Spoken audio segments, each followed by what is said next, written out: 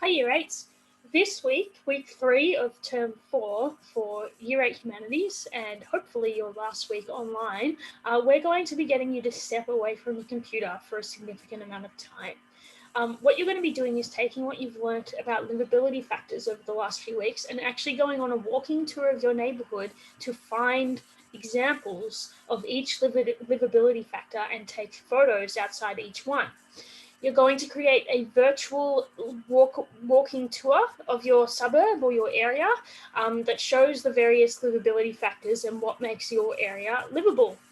There are some examples that are going to be posted on your Google Classroom that myself and Mr. Russell made of our neighbourhoods. And there is a simple Google Slides template already there for you. So all you need to do is take a lovely afternoon. So find which day of the week has great weather, maybe after school one day, go for a walk with your mobile phone and take your selfies. You might want to do this in one session. I took about an hour and a half walk for my walking tour.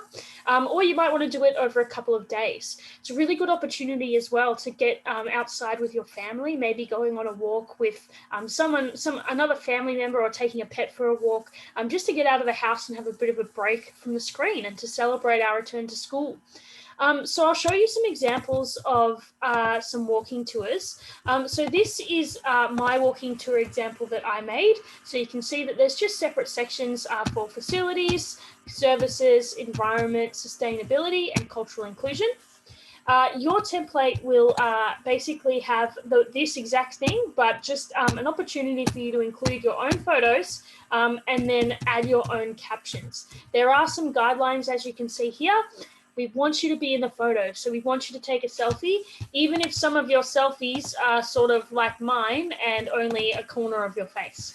We want you to be able to prove that you actually went and saw these places.